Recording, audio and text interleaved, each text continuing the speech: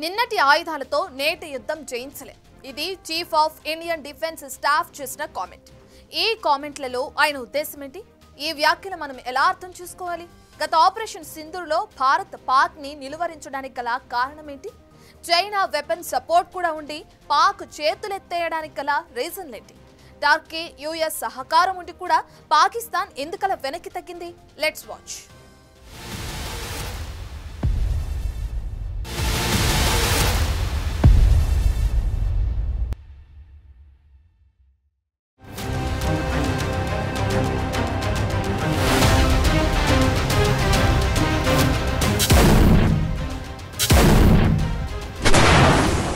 ఎప్పటికప్పుడు అప్డేట్ కావాలి.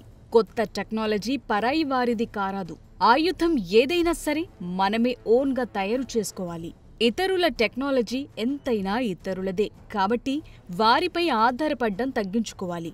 ఇది Indian chief of defence staff చేసిన కామెంట్ల సారం.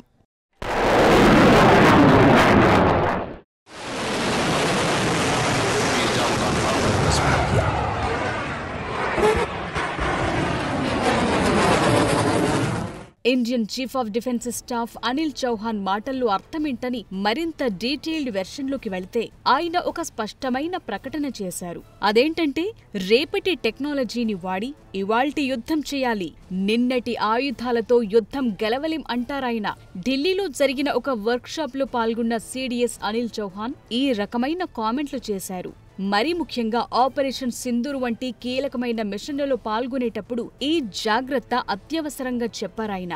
దిగుమతి చేసుకున్న టెక్నాలజీ అస్సలు వాడకూడదని హితవు పలికారు అనిల్ చౌహాన్. పాక్ ప్రయోగించిన డ్రోన్లు, ఆయుధాలను మనం సమర్థవంతంగా తిప్పికొట్టామంటే అందుకు కారణం భారత సైన్యం వాడిన ఆకాశ్, బ్రహ్మోస్ వంటి స్వదేశీ ఆయుధ పరిజ్ఞానమే అంటారాయన.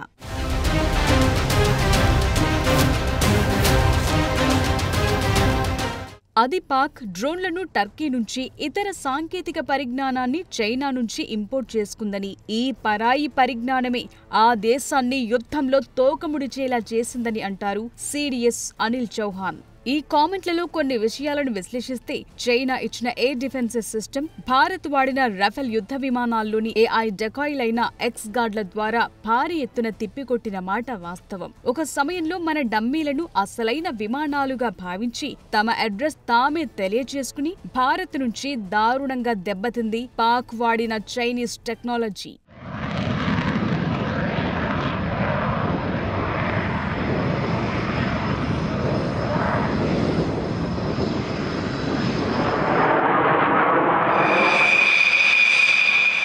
అది మనం ఇలాంటి ఎన్నో వ్యూహాలతో పాక్ ని ముప్పు తిప్పలు పెట్టి 3 చెరువుల నీళ్లు తాగించాం.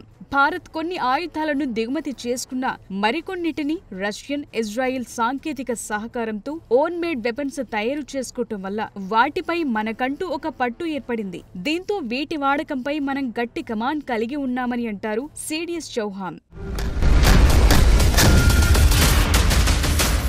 అంతేకాదు, మనం మన సొంత శాటిలైట్ సమాచారం వాడుకున్నాం. అందుకే పాక్ ఆక్రమిత జమ్మూ కాశ్మీర్లోని ఉగ్ర శిబిరాలను అడ్రస్ తో సహా పసిగట్టి గురిచూసి కొట్టగలిగాం. అందుకే ఈ ఆపరేషన్లో మనకు ఖచ్చితత్వంతో కూడిన దాడులు చేసిన దేశంగా పేరొచ్చింది. అది పాక్ చైనా నుంచి శాటిలైట్ సమాచారాన్ని సేకరించాల్సొచ్చింది. కానీ అప్పటికే జరగాల్సిన నష్టం జరిగిపోయింది.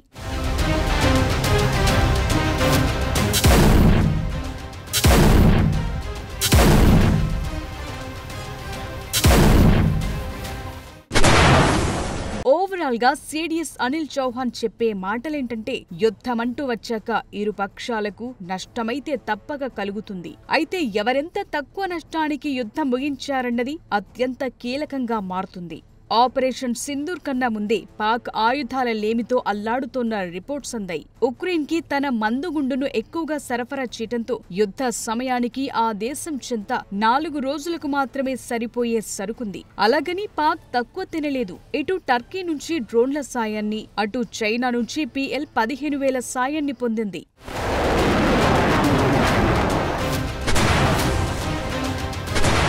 ఒక సమయంలో చైనా PL-15ల దెబ్బకు మన రైఫిల్స్ నేలరాలిపోతున్నట్టు పెద్ద పెద్ద పత్రికల్లో కథనాలొచ్చాయి. అయితే భారత్ తెలివిగా యుద్ధ వ్యూహం మార్చింది. వారి అణ్వాయుధ నిల్వలున్న కిరాణా కొండలకు దగ్గర్లోని నూర్ఖాన్ బేస్ పై గురి చూసి కొట్టింది. ఈ ప్రాంతం ఎంత కీలకమంటే ఇది గాలిలో ఉన్న యుద్ధ విమానాలకు ఇంధనం అందించే డిపో. రెండోది ఆర్మీ చీఫ్ హెడ్ క్వార్టర్, అణ్వాయుధ నిర్వహణ కార్యాలయం, నేషనల్ కమాండ్ ఆఫీస్. ఈ రెండు ఈ ప్రాంతంలోనే ఉంటాయి. దానికి తోడు మన బ్రహ్మోస్ పనితీరు ఈ ప్రపంచానికి తెలియచెప్పాలనుకున్న భారత్ సరిగ్గా ఈ ఎయిర్ బేస్ పై కొట్టింది. ఒక్క దెబ్బకు 3 పిట్టలన్నట్టు టోటల్ వార్ స్టోరీ కాళ్ల బేరానికొచ్చిందని అంటారు యుద్ధ వ్యూహకర్తలు.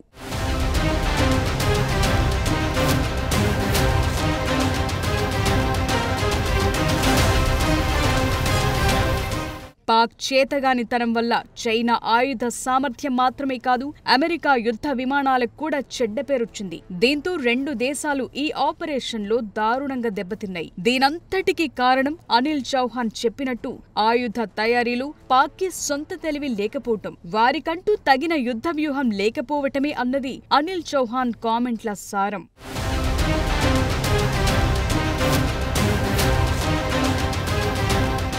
ఇక్కడ మరో ముఖ్యమైన అంశమేంటంటే, ఎంత పెద్ద ఆయుధ సంపత్తి గల రష్యా గత 3 ఏళ్లకు పైగా ఉక్రెయిన్తో యుద్ధం చేస్తూనే ఉంది. ఈ యుద్ధం ఇప్పటి వరకు ఆగినట్టే కనిపించదు. అదే భారత్ సాటి అణ్వాయుధ దేశమైన పాక్తో 4 రోజులకే యుద్ధం ముగిసిపోయేలా చేయగలిగింది.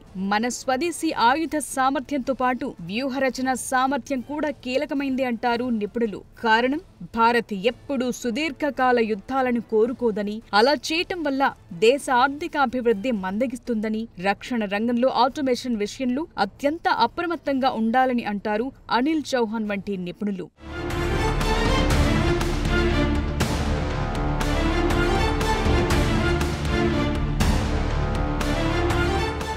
రష్యా ఉక్రెయిన్తో చేస్తోన్న సుదీర్ఘ యుద్ధం ఎంత దారుణమైందంటే, ప్రస్తుతం ఆ దేశం నుంచి ముడి చమురు కొంటున్న దేశాలపై 500% సుంకాలను విధించాలని చూస్తోంది US.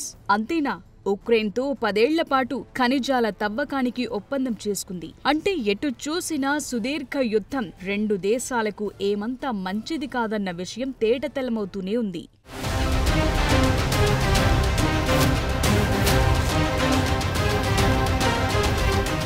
ఇదిలా ఉంటే ఇరాన్ ఇజ్రాయెల్ వార్ కూడా సరిగ్గా భారత్ పాక్ యుద్ధంలా త్వరితగతిలోనే ముగిసింది. అయితే ఇక్కడ గమనించాల్సిన విషయమేంటంటే, Israel high and technical weapons కలిగిన దేశం. లేజర్ టెక్నాలజీతో ఎంత పెద్ద యుద్ధ విమానాలనైనా కూల్చివేసే సామర్థ్యం కలిగిన కంట్రీ. ఇదిలా ఉంటే ఇరాన్ దగ్గర 1960ల నాటి ఆయుధాలు మాత్రమే ఉండేవి. అయినా సరే ఇజ్రాయెల్ ని ముప్పు తిప్పలు పెట్టి 3 చెరువుల నీళ్లు తాగించింది. రోజుకు 2500 కోట్ల మేర ఖర్చు చేయించి మరీ చుక్కలు చూపించింది ఇరాన్. ఈ యుద్ధంలో అమెరికా ఎంట్రీ ఇవ్వటంతో అడ్వాంటేజ్ తీసుకుంది ఇరాన్. US కి ఖతార్లో ఉన్న అల్ ఉదీద్ సైనిక స్థావరంపై దాడి చేసి తద్వారా కాల్పుల విరమణకు అవకాశం ఏర్పడేలా చేసింది.